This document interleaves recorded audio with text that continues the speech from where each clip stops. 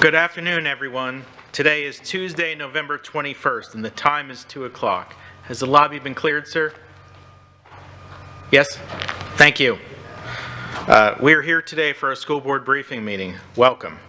At this moment, I believe we will also be joined by Board Member Patrica and Board Member Morgan via remote proceedings at the moment.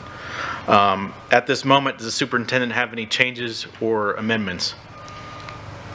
Mr. Chair, members of the board, I do not. Thank you. We have 3 items today. Per board protocol, each member should strive for 4 minutes for initial comment, 2 minutes for follow-up, for a total of 10 minutes. At this point, we're ready to proceed, so let's go to item B1, construction change order with Mr. Rickenbacker. Welcome, sir. Good afternoon, board members. Dr. Benier, Esquire de Bruno. This is your September 2023 monthly change order reporting. At the front cover page, as you can see, we had $2,099,498.21 of direct material purchases, which returned to the district $121,160.23 for tax savings. We had non-direct material purchase change orders in the amount of $313,207.20, and we had contingency adjustments within the projects of $371,127.52. On the backup sheets, you will see a breakout of each of these. These are the direct material purchase change orders. We had 2. The direct material purchases were primarily for 2 projects, Franklin Parks Elementary School rebuild and G. Weaver Hips pre-K addition. Second backup sheet is for pure change orders. And what you'll see is we had 5 change orders this month. 2 were actually return of owner savings back to the district. That's the first top 2 for Wharton Smith. That was money that was saved at the completion of the project and returned back to the district. And the other 3 are for Gulf Point Construction, the Fort Myers Beach renovation, to the next 2. Those were unforeseen issues and items that in the actual design and finishing of that campus. For a new water main that was broken following the storm that was not knowing, and a backflow preventer that had to be installed, as well as an additional louver cut in for the future HVAC, which is a long lead delivery item that gets stuffed up into the upper parts of the building. And last but not least is Royal Palm Exceptional School. This is a $0 change order in extending the time due to material delays to arrive at the site. Then we go on to contingency adjustments. And we had 8 contingency adjustments to report this month. 7 of the top 2 are for the Fort Myers Technical College. These are all unforeseen conditions when we open up the ceilings and walls and some of the interior features. This is all done within the contingency amount within the project. And we had 1 contingency amount for Suffolk Construction for the Riverdale High School project to purchase 2 Connex boxes, and they're cheaper to buy than they are to lease. So we decided to purchase them, and they can be repurposed at a school for sports programs and things of that nature. Or they can be brought to some of our future school builds to be used there to house the district's gator carts and things like that. And that is your contingency report for September 2023. Are there any questions? Thank you. Board member comments or questions? Ms. Patrica or Ms. Morgan, do you have any questions in regards to this? If you can hear us. No, thank you. And I have none, thank you. Thank you. Anything else, Superintendent? No, sir. Okay. Thank you, Mr. Rick. You have a good day. Have a nice holiday, everybody. You too, sir. And just remember, the banging is progress moving forward. Okay, next up on the agenda is item B2, policy review briefing, first reading with Attorney Dupree Bruno, whenever you're ready. Thank you, Mr. Chairman. At this time, Board, are there any corrections or suggestions with regards to the policies that are coming before you for a first reading? These policies were previously pre-briefed. Anything, board members? Board member Patrica and board member Morgan, any questions, comments? No, thank you. And I have none, thank you. I have none. Is there any objection to moving forward to the next reading on these? Okay. Thank you, Mr. Chairman. Thank you, Attorney Dupree Bruno. Next up, item B3, student enrollment plan. And That will be with Executive Director Ralph and Dr. Malloy.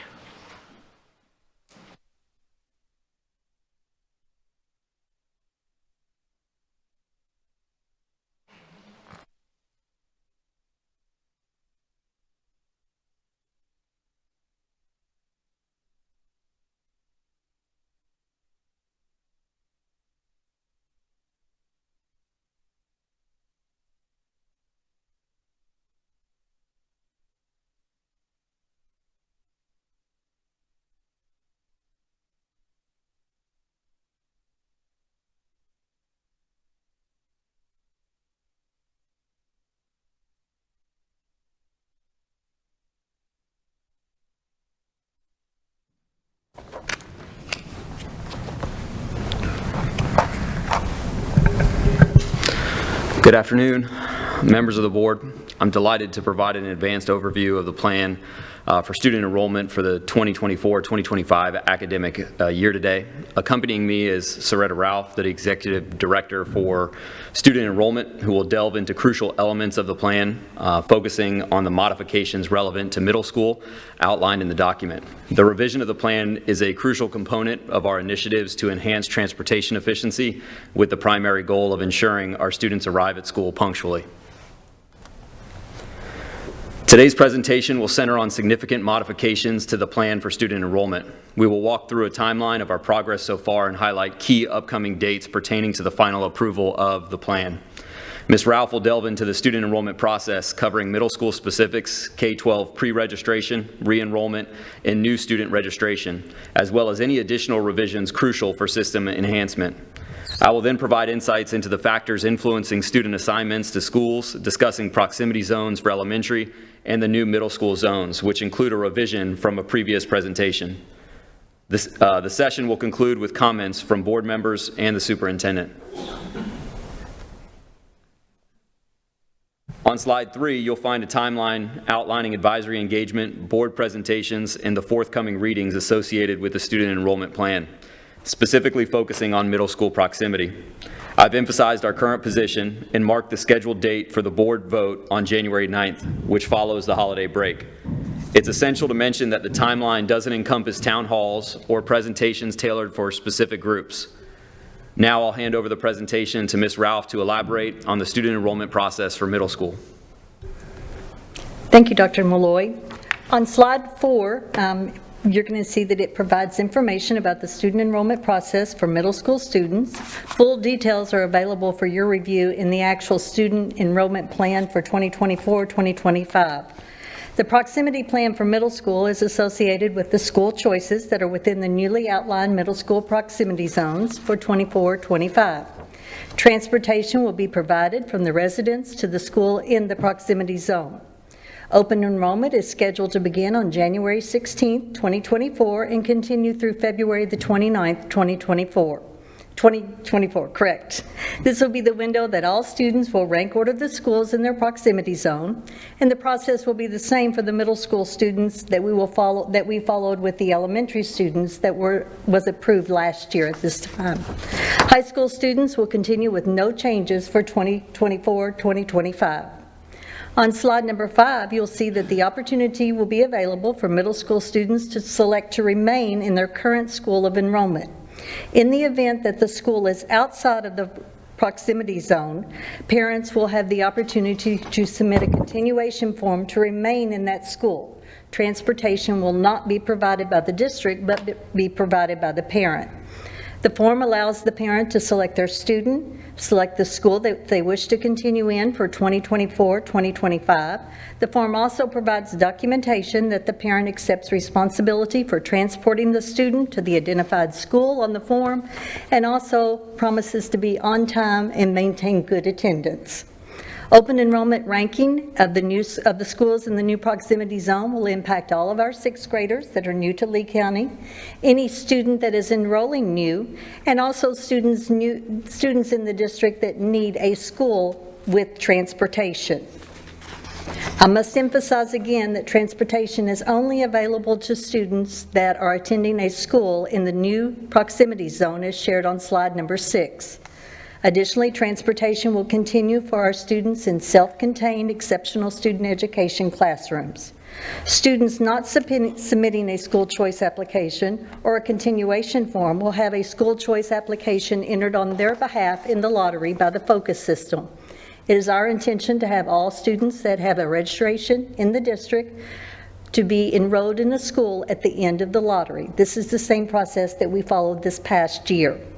The district will continue with the process of pre-placing siblings that are registered, as we know families want their children together when at all possible, and the sibling of preference will occur prior to the lottery for siblings with both a common parent and a common address. Dr. Malloy will now share preferences that are built into our enrollment system. Slide 7 outlines the key factors that influence how students are assigned to specific schools. We continue to prioritize ESC and special programs, maintaining consistency with the previous plan. Proximity 1, otherwise known as P1, and sibling preferences also remain integral to our assignment system, emphasizing the importance of community and family connections in this process. Additionally, Proximity 2, or P2, is now reintroduced as a factor, but it no longer has the mileage constraints of 2.1 to 5 miles present in previous years. Instead, P2 now operates as a closest to home preference, encouraging the prioritization of schools based on proximity. The map on the right illustrates that Fort Myers Middle Academy is the closest middle school to our district office. For example, if a family resided here, I know some of us feel like we do, at 2855 Colonial Avenue and ranks Fort Myers Middle Academy as their top choice, they would receive a P2 preference with their selection. Fort Myers Middle is 2.3 miles away from our district office, and Dunbar is 2.9 miles away. The lottery process comes into play when the number of applicants surpasses the available seats. It's crucial to understand that choice systems inherently grapple with challenges related to both excessive and insufficient selection and the availability of seats at each school. The preferences highlighted in the previous slide play a crucial role in determining the school of enrollment. In cases where all preferences are equal or non-existent, applications undergo random processing. I anticipate that the perceptions shaped by the current system will persist, yet evolve over the coming years as families recognize the value inherent in the selection process for their community school. Let's take a look at some of the highlighted changes in the plan. Slide 9 presents the proximity zones for elementary schools, which are detailed on pages 8 through 10 of the plan. Notably, Barrier Island schools, Fort Myers Beach, Pine Island, and Sanibel, have been incorporated into each proximity zone as viable choices. This addition aims to bolster enrollment and improve communication of school options to all families.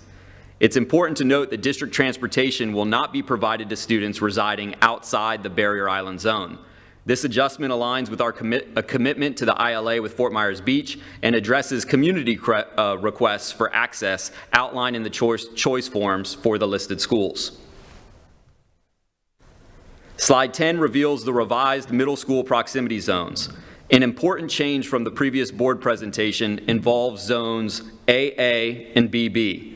Challenger and Mariner middle schools are now grouped together in AA, while Gulf and Trafalgar middle schools are situated in BB.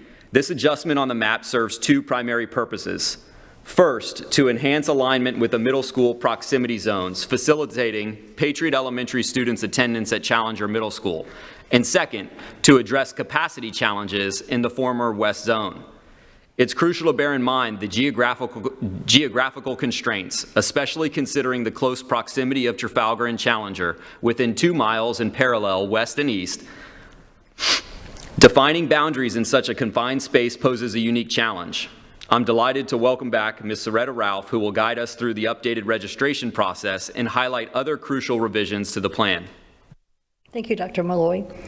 On slide 11, you will see a brief review of our registration process for students that will be in kindergarten through 12th grade for 2024-2025. As a reminder, we are excited to offer the ability to register all students through the Focus portal, our online system, student information system. This system is available 24/7 to our families. We also implemented in the summer the QLIS system, which is a digital queue management system in which parents have the ability to make an appointment or join the line at a time that works best for them. QLIS has enabled us to control our long lines, to increase department efficiency, and as a result, improve customer service and satisfaction.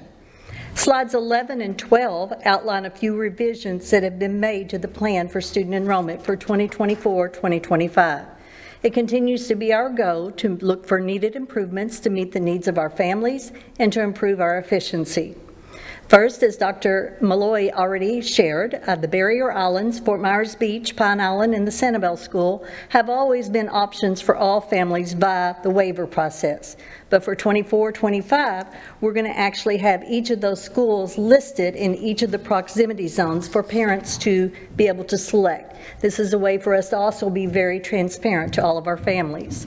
Families can select one of the schools as their choice in the lottery.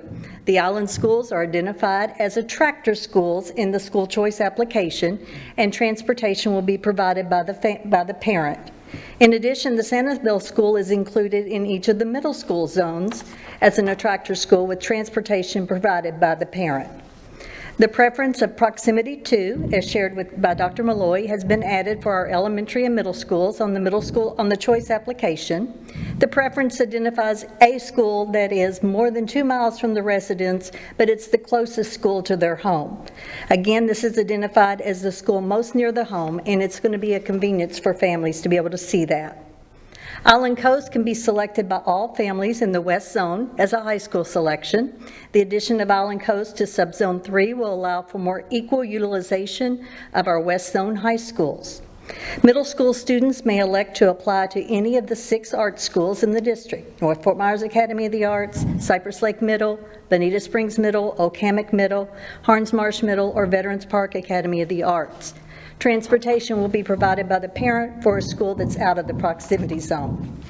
On slide 12, as we previously shared, we will continue to place registered siblings with a common parent and a common address together prior to the lottery. Elementary and middle school zones for the K-8 schools will be extended to assist our families so that they overlap. Also, full implementation of our online system with Focus enables the parent to submit a school choice application at any time. This will replace our eligibility pool or wait list and enable parents to make changes to their school at any time after the open enrollment window closes, all the way up until July 31st.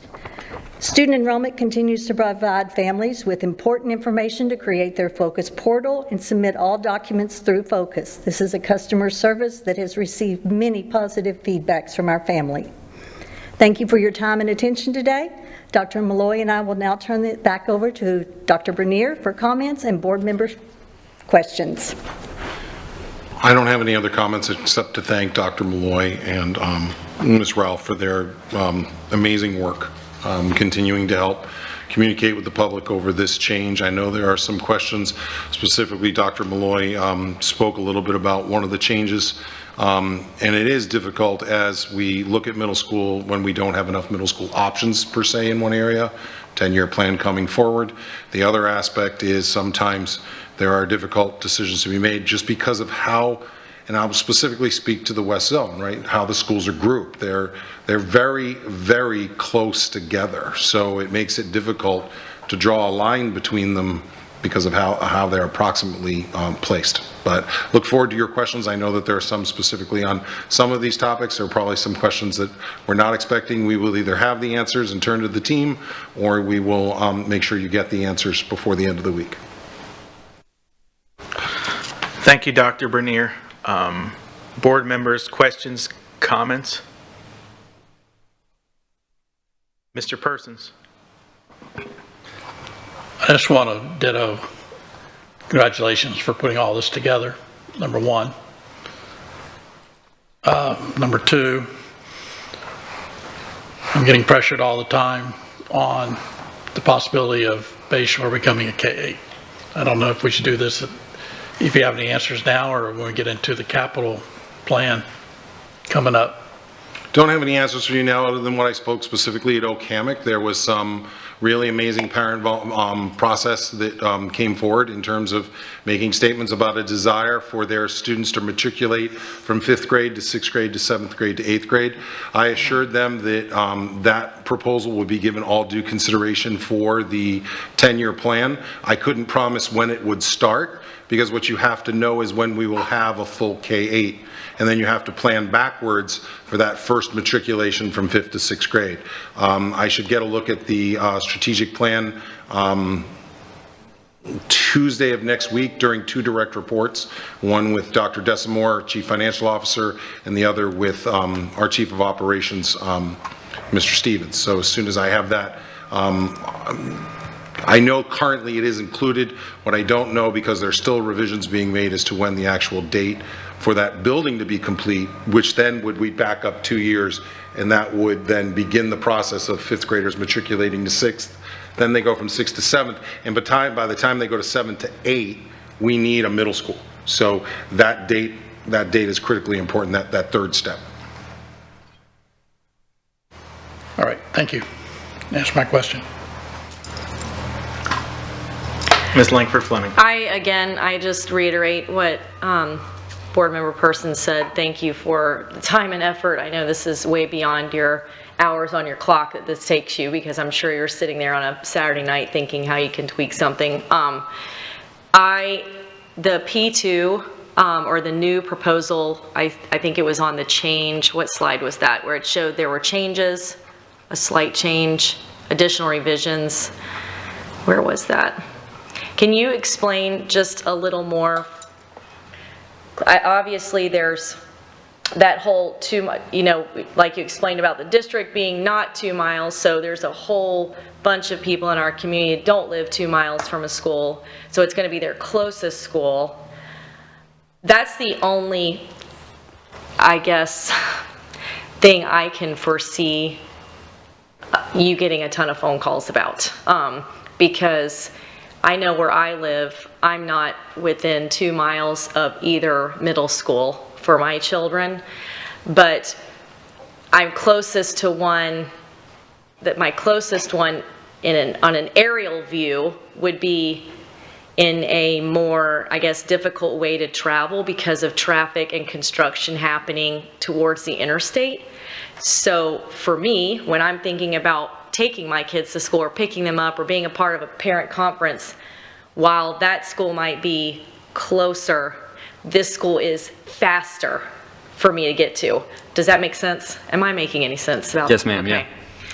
Yeah. So the P2 kind of reintroduction was something that we worked out really on the focus side, which is interesting because now we can geocode them to their closest school. But to your point, your direct point, it would be how we calculate that P1 mileage. So not as the crow flies or as your car flies, right. But how we calculate that exact mileage. It's an incentive. It's something that is familiar to families. They had that mileage range, but this one actually would be your closest school. So it's a preference designed to incentivize the selection of your community school. And it was that way in the past. It just had a mileage constraint. Now you just have your closest school with that P2 as a preference. Okay. Thank you. I assumed that was the answer, but these are the things that people meet me in the middle of the grocery aisle and ask me about right now. So I just wanted to put that out there. Thank you so much for all the work you've done. Ms. Patrica and Ms. Morgan. Yes, thank you. I have one question and 2 comments. My first question is, if I understood it correctly, Dr. Bernier was doing a series of town halls in order to talk about these changes to middle school proximity. Did you see any themes emerge? I know Dr. Malloy is really good at sort of datatizing feedback that we get from the community. Did you see themes emerge in those meetings, please? I think that there was still a general concern related to transportation efficiency, arrival and departure times. I think that there was, if I had to rank kind of like or triage the top 3 themes.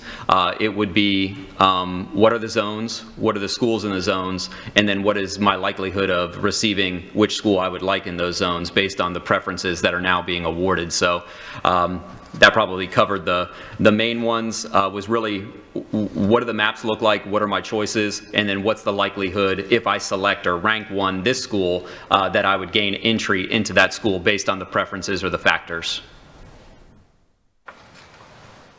Excellent, thank you for that. One of my is thank you for the presentation, and as has already been stated, the amount of work that's gone into this I know is tremendous, and I feel like you bring your best to the board every time you come in front of us, and I really, really appreciate that. That being said, I do continue to have concerns about not having an arts center of excellence available to all of our students, with transportation included. I understand that we want to have robust arts programs in all of our middle schools, but there is a difference between a robust arts program and a center for excellence that attracts the best. It attracts the best teachers. It attracts those students who are very, very talented in the arts, and being surrounded by their contemporaries or their peers who are likewise talented. Just not having that transportation available to that center of excellence for every one of our kids continues to be a concern of mine. And I needed to share that with you. Those are my comments. Thank you very much. Thank you. Ms. Morgan? Yes, thank you. So first, I love the change in P2. I think that's terrific. Thank you, Ms. Fleming, for asking your questions about it, because I wouldn't have thought about it that way, but I think that's a terrific change. I think I heard you say the wait list ends because of how you're able to use Focus, but maybe I misunderstood that. If that's the case, that's great. I am not as concerned as Ms. Patrica about the quality of the arts programs, differences between programs. Having seen some of the elementary showcases for the arts programs, I have to say that the ones you don't necessarily expect to be outstanding kind of blow you away, and the ones that have a lot, going for them are no more competitive than some of the others. So I will just say that I think the high school is where I'm concerned about students who have made a decision to major, so to speak, in an arts program. I think that's fine. I'm not as concerned about providing transportation to arts programs. Let's see. I do have a question that I guess about data you found from the elementary schools. So if parents sign up for a preference where they don't have transportation and they sign a letter of intent to transport their child, and for those who don't sign up and are assigned to a school and they may be required as a result of that assignment to transport their kids, what has that had any impact on attendance? Have families in either groups had attendance problems associated with difficulty in transporting their kids after they made that decision to transport or chose not to get involved in the lottery process? Ms. Morgan, I'll have to defer to Dr. Malloy. I don't know that we had anything beyond anecdotal, but I want also Dr. Malloy to clarify one of your questions about assignment of students. If they didn't choose, were they assigned a school building where they had to self-transport? Can you clarify that, Adam? No, if they did not select or participate in either the continuation or the lottery, they would be assigned within their proximity zone and receive transportation. Oh, they would. Okay. Even if the, okay. All right. Thank you. I appreciate that. Thank you, Dr. Bernier. So, Ms. Morgan, to that second point, we would have to pull some data. I know we were expecting, I called it the October doldrums. We were expecting a lot of feedback around this period of time prior to the Thanksgiving holiday, where parents who had committed to drive all of a sudden felt like, they really didn't want to drive anymore. I've seen some emails, but I've not seen the volume that I know Dr. Ralph and Dr. Malloy and I both expected to see. That's anecdotal in nature. We would need to pull some data on your behalf to make sure we can share that with the entire board. That's not necessary unless you think anecdotally there is a problem that you need to quantify and address. I will say I'm a little bit concerned about the drop off in middle school because I think parents are attached to elementary schools, in my humble opinion. Children get attached to their schools at middle schools, their friends in middle school. And I just worry that there may be a greater impact on, or blowback, I guess I should say, on the middle school plan. But that's just a guesstimate on my part. I also want to thank both of you for your presentation, because I know you've had to do an awful lot of massaging in response to comments made by others and difficulties that you've encountered as you've put these plans together.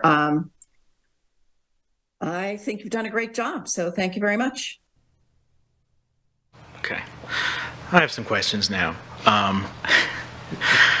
Dr. Moy and Director Ralph, agree with everyone around. Thank you so much for your hard work, and I know this is not an easy process, and there's a lot of things that go into it. So first off, just to clarify, I know the answer to this. If somebody wants to attend a middle school outside of the zone, is that possible?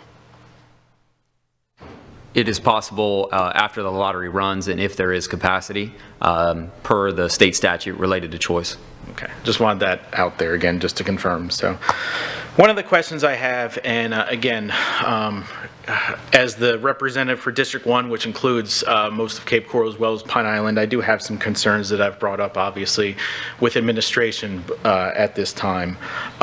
We talked about an elementary proximity. We talked about looking at, one of the issues and discussions was also looking at historically how things have gone in certain areas. So Trafalgar, for existence, has been the feeder school for Pine Island. And I know there is some community concern about that. I know Challenger's just a little bit farther away, but still I am concerned skipping over one school to go to another when we talk about proximity, because we're wanting to make sure everything is aligned. As well, I'm concerned about Challenger being one of the schools that it has a high displacement rate, I believe around 67%, if I recall. So, I mean, that's a lot of big change there. So, on behalf of the district, I do have concerns in regards to that. So, I also, I'm going to ask, as I asked before, if there's any alternative or any other suggestions in regards to that issue. We can certainly take a look at the Pine Island Trafalgar connection. As mentioned, the main factors for the reorganization was a better alignment with elementary proximity, and then running the capacity for 5-10 years, and what we would look at, it actually improved. One thing that's interesting that you mentioned is that while Trafalgar is the closest to both Matlacha and Pine Island, it's within a mile and a half of the other distances to Mariner and Challenger. We do have the future Hector Cafferata also planned in that area, which would be the closest, but I know that that's down the line in the capital plan. Certainly we can reevaluate the Pine Island connection. I believe there's 49 fifth graders at Pine Island, and having already done one presentation at Pine Island from the previous zones and then now going back, that's certainly something that we could take a look at. But when we ran the test in the better alignment with elementary, we did have to put some boundaries down, and I know that's challenging given the close, I guess the close proximity, not to overuse the word, of those middle schools. I appreciate that. As I said, I just wanted to bring my concerns, and even so, it is a mile in the Cape Coral Pine Island corridor these days is a lot, I can tell you from experience. So I appreciate that. The last question I had for you was, what about open houses for middle schools? What are we looking at in regards to time frame for that? We're working with academics to make sure that open houses not only continue to take place, but that proper communication and information is provided based on the updated timeline to the board. I believe, So transportation, Fort Myers Beach, where would they be getting transported to? Where would they be provided transportation? So just within their zone. Oh. If they're outside of 2 miles from the elementary school, part of the ILA is that we also extended their zone to study area. It was 1822, but it basically was the geographic area that we had discussed with the group, which added currently, I think, 8 to 9 students, but that'll be incoming kindergartners that would now have that in their zone. So transportation would just be provided in that barrier island zone, which was slightly increased per the direction of the ILA.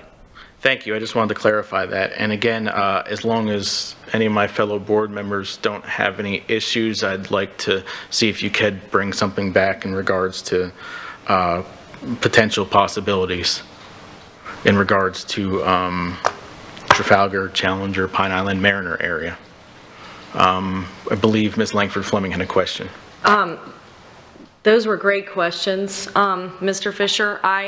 It just dawned on me with the Fort Myers school students who live on Fort Myers. Obviously, we don't know how many that's going to be really yet, but how often do you see when a student on Fort Myers Beach say they don't want to go to Cypress or Lexington, would they be able to transfer into Sanibel, being it's K through 8, for just middle school? Sanibel would be a middle school option, It is. as it is now, with transportation being on the onus of the family. Any other board members have any other comments or questions before we move on? Okay. Dr. Malloy and Director Ralph, I truly do appreciate it. It's a great presentation. I know you're not going to be able to please everyone, but thank you for taking the time to answer the questions and go through this. Thank you. Next up on the agenda is item C, public comment. Attorney Debris Bruno, could you address public comment, please? Thank you, Mr. Chairman. School board policy provides the opportunity at this point in the meeting to address the board concerning any matter on this meeting's agenda. If you completed a public comment card, please provide it to staff. Public comment will be held at the podium in the center aisle and front. Please be advised that the board will not respond during public comment to remarks made by speakers. However, at the conclusion of public comment, the chair or superintendent may respond. Speakers who fail to follow proper decorum in the chambers will be ruled out of order. Any speaker continuing with such remarks will be required to relinquish the microphone per Board Policy 0169.1 and may be removed from the chambers. There will be one warning. Per Board Policy 0169.1, the time per speaker is 3 minutes if there are 20 speakers or less. You will find a countdown on the big screens in the front of the room. Once your time has elapsed, the microphone will automatically shut off. Please state your name when you approach the microphone. I will call your names 5 speakers at a time. Please follow staff's direction. Mr. Chairman, there are 3 individuals who would like to address the board. Okay, is there anyone else in the audience that has not signed up for public comment that would like to make a comment? Okay, I'm seeing none. Briefing, public comment shall address items on the agenda. At this point, please proceed and call the name, Attorney Debris Bruno. Thank you, Mr. Chairman. Will the following individuals please line up? Lori Lano, Christina Ray, Tara Jenner.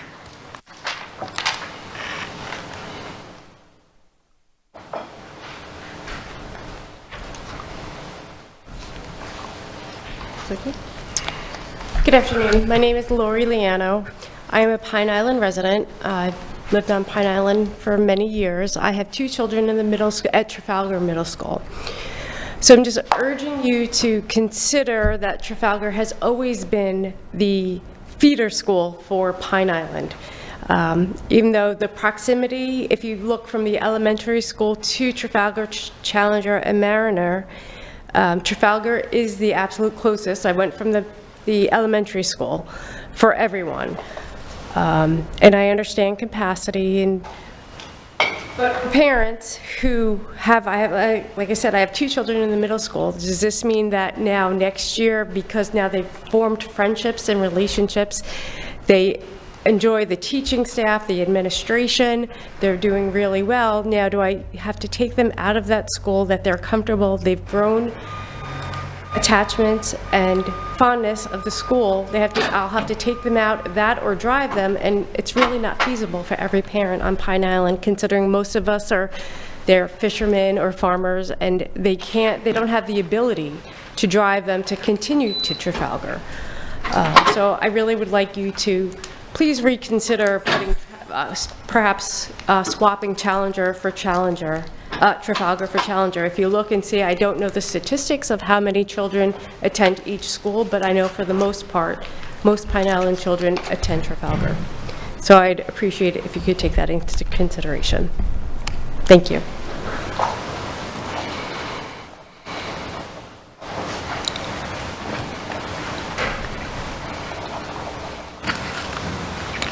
You can approach, you just want to wait till the clock comes on for your 3 minutes.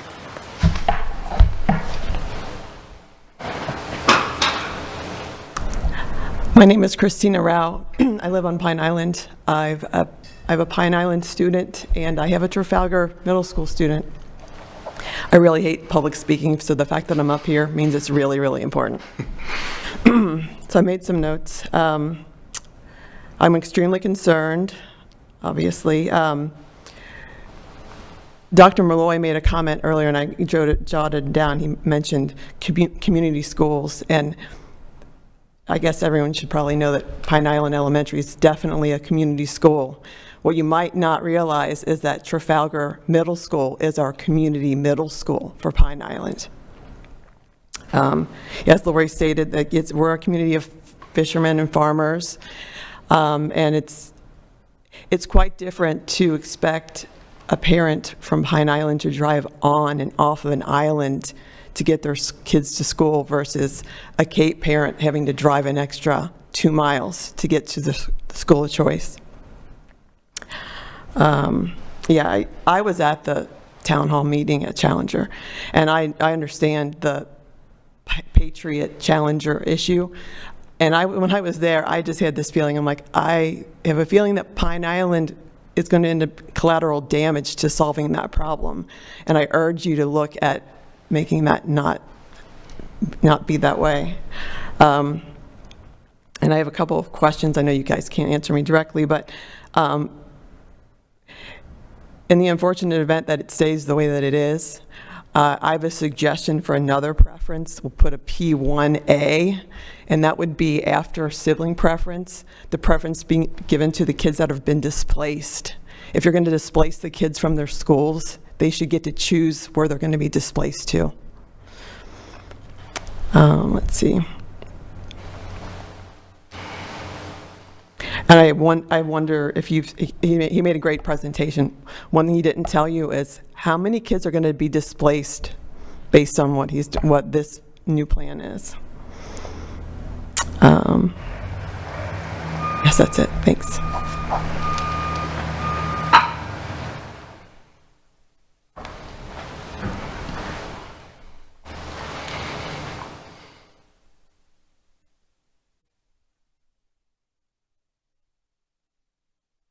Hi, Tara Jenner. Before I begin, I wanted just to confirm, because I missed the first part of the meeting, is it still on point for this briefing to address the policy manual regarding bullying and harassment and the student-parent rights? Because I think that's what I saw. Okay, excellent. Okay, I had a few comments to make on that. The first one is, my understanding is that at the state level, they're currently considering possibly switching to an opt-in versus an opt-out on a lot of the items that we currently have as opt-out.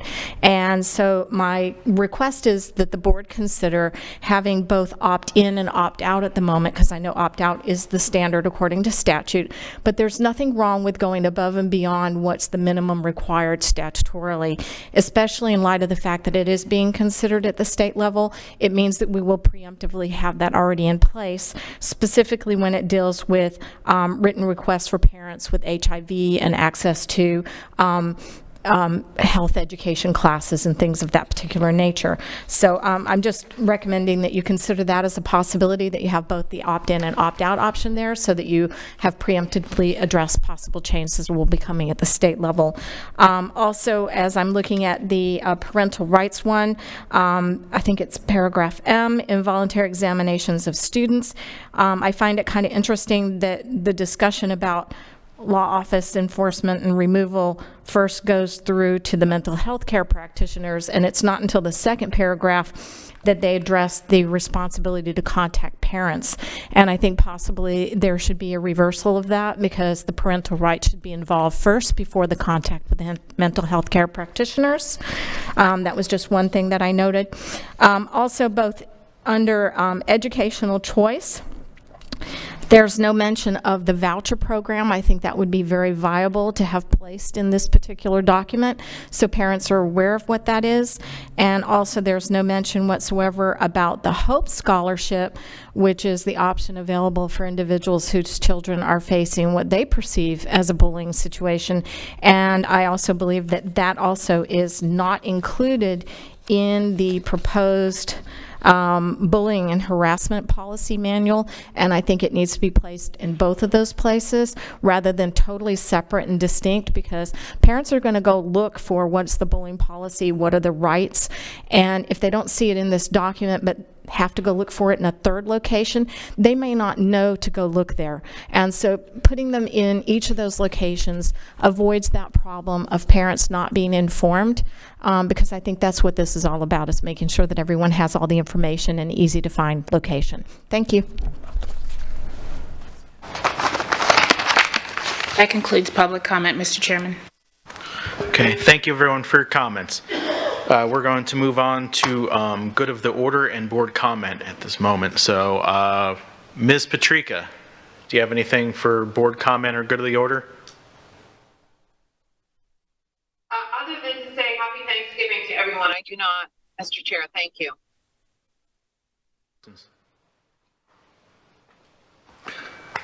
Ditto on that. Happy Thanksgiving to everyone. And for here, it was Happy Pie Day. But other than that, none. Ms. Langford Fleming. I am grateful for the two constituents that came and talked about Trafalgar. That's why I think it's so important that you do come and share with us your opinion and your kind of what I was saying beforehand about where I particularly live. Well, I have no idea that that is a problem where you're at, so thank you for coming and speaking on that. I know that these things are like a work in progress and some kinks need to be ironed out, so I'm anxious to hear. I know that Dr. Bernier probably already has his wheels spinning about this, so I'm anxious to hear what his thoughts are about that. I said it in the workshop last week, but I am incredibly grateful to be able to serve the community of Lee County. I'm very grateful to our staff who gave up this afternoon to help us get through this briefing. Thank you for the families of Lee County, and it is a pleasure to serve you. And I hope everybody has a safe holiday week. Looking forward to seeing everyone again afterwards. Ms. Morgan? I have no comments other than to say happy Thanksgiving to everyone. Real quick, echo what everyone else said. I had my SPA, that's the new acronym for CSI, had our monthly committee meeting. We were joined by Dr. Duncan and Ms. Scott from Student Services. They went through topic code of conduct. It was a very interesting topic. It's one we're actually going to readdress in a future SPA meeting. I'll get used to that one. So, especially just, especially from, community standpoint, teachers, discipline, that was a very thorough and well engaged discussion, I will say. One of the SPA members asked about this was before my time at least. I guess the prior board, they talked about substitute teachers because I brought about what was going on with Kelly Services. I guess they had mentioned to the prior board in regards to something about having businesses help kind of work together to try to find, with substitutes and try to use, people, for example, his business, he had mentioned there's others from trying to work together with that. So I'm just wanted to mention that. I don't know if that was previously brought up before, but I just wanted to make sure that was addressed. So thank you to everyone for your public comments. Appreciate that, coming out to speak. I'm just trying to think of anything else. So besides that, thank you for everyone today. Thank you. Wish everyone a happy Thanksgiving. Now, Dr. Bernier, do you have any comment? Just a couple of comments to the speakers. Certainly the aspects to consider opt-in, opt-out, and some of the changes to policy. I've taken copious notes. We'll take a look. It's always good to get proposed changes and other ideas regarding some potential changes in language. To our two wonderful moms from Pine Island who probably were at the event I was at, we know you're a community school. We know that your community, if you will, runs together, and it runs deep together. It's very well connected. You are correct. It's moving one shell to create another, and anytime you move one, you disturb the sand and where the shell was, and you have to make sure that that disturbance isn't too great. I think the one thing that always impresses me about Dr. Malloy is how critical he gets with very specific numbers. The fact that he can name the number of fifth grade students and know exactly what that impact is. Also to look at Mr. Fisher's request specifically around Challenger and looking at the 60% impact to that particular school building. Those items will be addressed. We do have upcoming holidays. I'm sure Dr. Malloy is probably working tomorrow, and we will get some updates, and we will take a look to see everything that we can do to help support. Hopefully we won't need a P1A. Hopefully we'll be able to make some corrections to the plan. And like my fellow board members, as a superintendent, thank you for coming to express this. I know you represent, just like any individual who comes to speak before us, you represent more voices than can be here at 2 o'clock in the afternoon. So thank you for your opportunity today. The only other thing that I have for a good of the order item is the reminder to the general public who may be watching that due to a lack of a physical quorum, our meeting for this evening, normally scheduled at 6 p.m., has been rescheduled for Monday at 10 a.m. So I think that's important for the community to know. Thank you, sir. Attorney Dupree Bruno. I have no comments, but happy Thanksgiving to everyone. Thank you. Did you have something else? No. Oh. I say it on behalf of Dr. Bernier, too. Happy Thanksgiving to everybody. Thank you, Kathy. Wait for the save. So I was trying to answer constituent questions. as Dr. Breer had mentioned, the meeting is canceled for tonight and is rescheduled. I do want to comment that we apologize to staff and thank you for preparation for today and tonight. So our next meeting then has been rescheduled as a special meeting this Monday, the 27th at 10 a.m. Seeing no other business to come before this board, this meeting is adjourned at 2:52 p.m. Happy Thanksgiving, everyone. Thanks.